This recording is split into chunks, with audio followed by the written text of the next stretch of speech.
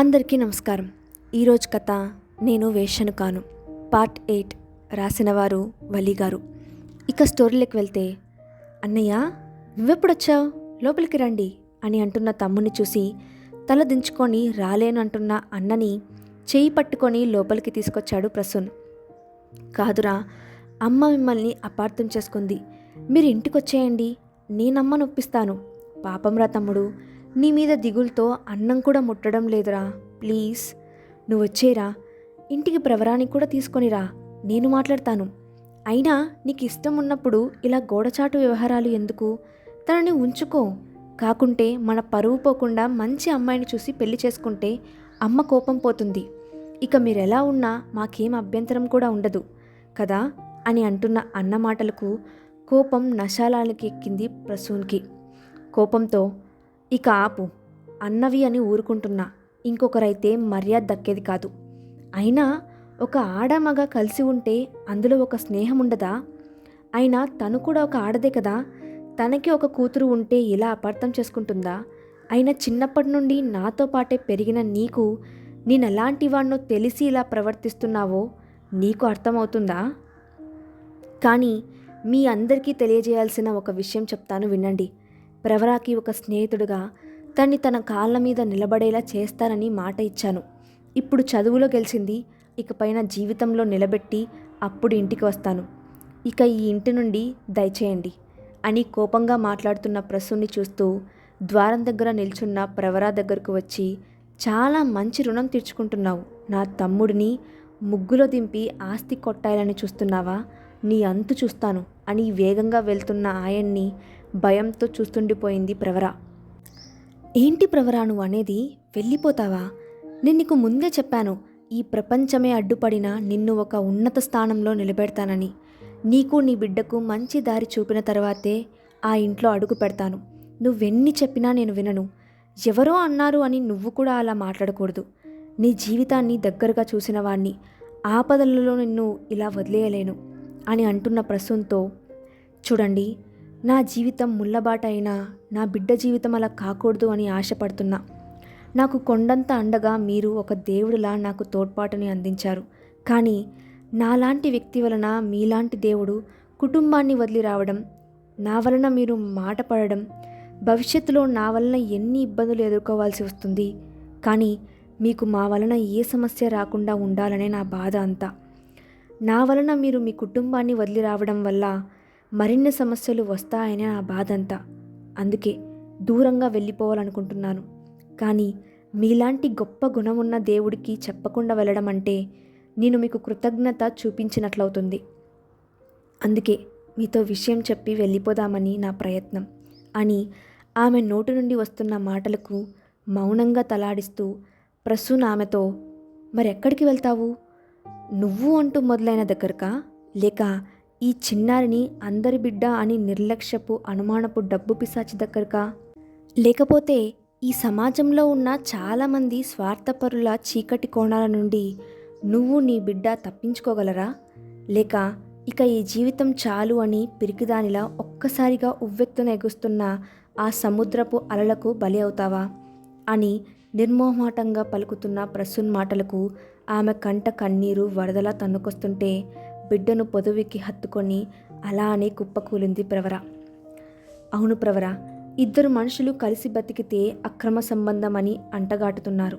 కానీ ఇదేమి న్యాయం? ఒకరికి తెలియకుండా మరొకరు వేరే వారితో సంబంధాలు నడుపుతూ దర్జాగా గడుపుతుంటే దానికి పేరే లేదా? అందుకే ప్రవర, నీకు నేను పూర్తిగా అండగా ఉండాలని నిర్ణయించుకున్నాను. అది నువ్వేదైనా అనుకో, నీకు ఫ్రెండ్గా, నీ బిడ్డకు ఒక కేర్ ఆఫ్గా ఉండాలని అని ప్రసూన్ అంటుండగానే చప్పట్ల సవ్వడికి ఇద్దరు తలెత్తారు. అక్కడ చప్పట్లతో వస్తున్న ఆకారాన్ని చూడగానే అతనికి తెలియకుండానే కన్నీరు అతని చెంపల మీదుగా జారింది. అతను బేలగా అటువైపుకు తిరిగాడు. అక్కడ కోపంగా నిలబడి చూస్తున్న రమ్యని చూడగానే అతని కళ్ళు వర్షిస్తూనే ఉన్నాయి. ఆమె దగ్గరకు వస్తూనే అతని చెంపను చెల్లుమనిపించింది. ఈ పరిణామానికి ప్రవర అవాక్కైంది. కారణం లేకుండా ఒక ఆడపిల్ల ప్రసూన్ని కొట్టడమేమిటి అని తన మనసు పరిపరి విధాలుగా తప్పిస్తుంటే మౌనంగా అలానే చూస్తుండిపోయింది. ఏరా, నన్ను వదిలేసి దీన్ని తగులుకుందామని అనుకుంటున్నావా? అయినా నేను ప్రేమించినంతగా నిన్ను ఈ ప్రపంచంలో ఎవరు ప్రేమించి ఉండరు.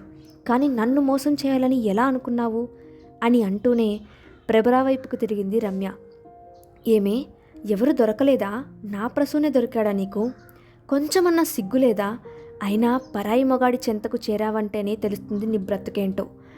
అయినా ఇలా బజారు బ్రతుకు బతికే కంటే ఏ నూతిలోనో దూకి చావచ్చుగా అని రమ్య నోటు నుండి బాణంలా దూసుకొస్తున్న మాటలకు కోపంతో రగిలిపోయాడు ప్రసూన్. రమ్య చెంపల్ని వాయించేశాడు. ఆమె చేతిని అందుకొని వేగంగా బయటకు లాక్కొనిపోయాడు. బయట ద్వారం వద్ద విసురుగా ఆమెను బయటకు నెట్టివేశాడు ప్రసూన్. ఆమె వేగంగా వెళ్ళి రోడ్డు మీద పడిపోయింది. ఆమె కోపంగా బుసలు కొట్టింది. ప్రవరా వైపు చేతులను చూపిస్తూ హెచ్చరించి వేగంగా కారుని ముందుకు కదిలించింది. అవమానం బావగారు, ఆ ఆడదాని ముందు నన్ను కొట్టాడు. మీరు చెప్పారని నేను అమెరికా నుండి వచ్చాను. కానీ నీ తమ్ముడు బజారు దాన్ని అందలమెక్కించి నన్ను ఇలా దాని ముందు ఇంతలా దిగుజారుస్తాడని అనుకోలేదు.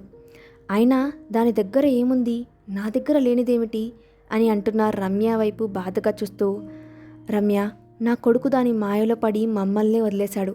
ఇంకా మీరెంత? కానీ నీ వలనే నా బిడ్డ ఇంటికి తిరిగి రావాలి. అందుకే సహనంతో నా బిడ్డను నీ భర్తగా చేసుకో. అప్పుడే వాడు దాని మోజు నుండి బయటకు రావాలి అని అంటున్న తల్లి మాటలకు వత్తాసు పలుకుతూ అప్పుడే వచ్చిన ప్రసూన్ అన్న రమ్యతో, ఖచ్చితంగా మా అందరి సహకారం మీకుంటుంది అని అనగానే రమ్య కళ్ళు ఒక రకంగా వింతగా మెరిశాయి. అవును, కాలేజ్ రోజుల్లో ప్రేమించుకున్నాము. ప్రాణానికి ప్రాణంగా, ఒకరిని విడిచి ఒకరు ఉండలేము అన్నట్టుగా. ఎక్కడున్నా అందరి నోట మా జంట గురించే. అలా సాఫీగా సాగిపోతున్న రోజుల్లో మా జీవితాల్లోకి ఒకడొచ్చాడు. వాడి పేరు ప్రదీప్. వాడు అమెరికా నుండి వచ్చాడని చెప్పుకునేవాడు. అక్కడ చదువును బట్టి లగ్జరీ లైఫ్ ఉంటుందని, అక్కడ జీవితం బాగుంటుందని, అక్కడ సంపాదన అధికమని ఇలా ఎన్నెన్నో వాగేవాడు. అలా వాడు వాగిన కొన్ని విషయాలు రమ్య మనసులో ముద్రపడిపోయాయి. ఎంతలా అంటే నన్ను ఒక్క క్షణం కూడా ప్రశాంతంగా ఉండనిచ్చేది కాదు. కానీ నేను ఖరాఖండిగా చెప్పేశాను, నేను ఇక్కడే బిజినెస్ స్టార్ట్ చేస్తాను, ఆమెతో అమెరికాకు రాను అని. రాను రాను మా ఇద్దరి మధ్య దూరం పెరిగింది. చివరికి ఒకరోజు తను నాతో కూడా చెప్పకుండా అమెరికా వెళ్ళిపోయింది. అప్పటి నుండి ఇప్పటి వరకు మా మధ్య సంభాషణలు లేవు. కానీ ఇంత సడన్గా ఆమె అమెరికా నుండి వచ్చిందంటే ఏదో కారణమే ఉండాలి, లేదా ఆమెని ఎవరైనా బలవంతంగా తీసుకొచ్చి ఉండాలి. అంటే ఇది ఖచ్చితంగా మా ఇంట్లో వారి పనే. చూస్తాను అందరి సంగతి అని అంటూనే ప్రసూన్ ప్రవర వైపు తిరిగాడు. ఆమె ఇంకా ముభావంగా ఉండటం చూసి, సరే ప్రవర, లోపలికి పద అని గట్టిగా అంటున్న ప్రసూన్ మాటలకు మౌనంగానే లోపలికి నడిచింది ప్రవర. మంచి నిద్రలో ఉన్న ప్రవరకు తన పైన ఏదో బరువు ఉన్నట్లుగా అనిపించింది. ఆమె కదలాలి అని చూసినా ఎటూ కదలలేకపోతుంది. రాను రాను ఆ బరువు శరీరాన్ని పూర్తిగా ఆక్రమించుకుంటుంది. తన ప్రమేయం లేకుండా ఆ బరువు ప్రవర శరీరాన్ని అణువణువు స్పృశిస్తుంది. ఆ బరువుని తన పై నుండి పక్కకు తోసివేయాలని ఎంత ప్రయత్నం చేసినా వృధా ప్రయాసే అవుతుంది. కానీ ఆ బరువు నెమ్మదిగా తన ఒంటిపైన దుప్పటిని తొలగించింది. అప్పుడు గమనించింది తను ఆ ముఖాన్ని. ఆమె కళ్ళు ఆశ్చర్యానికి లోనయ్యాయి. కారణం, తనను పూర్తిగా ఆక్రమించుకుంటున్నది ప్రసూనే అని అతన్ని పరిపరి విధాలుగా బ్రతిమిలాడుతున్నా అతను తాగిన మైకంలో ఉన్నాడు. అతని బలం ముందు తన బలం సరిపోవడం లేదు. అతని చేతులు వేగంగా పనిచేస్తున్నాయి. ఎంత వేగం అంటే తన ఒంటి మీద ఒక్క నూలుపోగు లేకుండా చేశాడు. ఆమెని గట్టిగా హత్తుకున్నాడు. ఆమె పెనుగులాడుతుంది, దండం పెడుతుంది. కానీ అతను ఏమాత్రం అవన్నీ గమనించే పరిస్థితుల్లో లేడు. ఒక్కసారిగా అతను ఆమెని తన వశం చేసుకున్నాడు. అతను తన పని తాను చేసుకుంటూ పోతున్నాడు. కొంతసేపు పోరాడిన ఆమె చివరకు ఓటమిని అంగీకరించింది. ఆమెకి ఆ అనుభూతి కొత్తగా ఉంది. అందులో తను అభిమానించే వ్యక్తి. ఆమెకి ఇక అతనితో పెనుగులాడే ఓపిక లేక వెంటనే అతన్ని బిగికౌగిల్లో బంధించి మరింతగా అతనికి సహకరించసాగింది. సాగరాన్ని మదించి ఎప్పటికో కానీ ఇద్దరూ విడివడలేదు. అలానే మత్తుగా ఒకరిని ఒకరు హత్తుకుపోయారు. తలుపులు దబదబ బాదుతున్న చప్పుడికి మెలకువ వచ్చిన ప్రవరకు వేగంగా వెళ్ళి తలుపులు తీసింది. అక్కడ నిలబడ్డ వ్యక్తిని చూడగానే ఆశ్చర్యంతో కళ్ళు పెద్దవయ్యాయి. ఇంతకీ అక్కడికి వచ్చిన వ్యక్తి ఎవరు? నెక్స్ట్ పార్ట్లో చూద్దాం. స్టోరీ నచ్చితే తప్పకుండా లైక్ చేయండి. అలాగే మీ ఒపీనియన్ని కామెంట్ బాక్స్లో షేర్ చేయండి. ఇలాంటి మరిన్ని వీడియోస్ కోసం మా ఛానల్ని సబ్స్క్రైబ్ చేసుకోండి. Thanks for watching.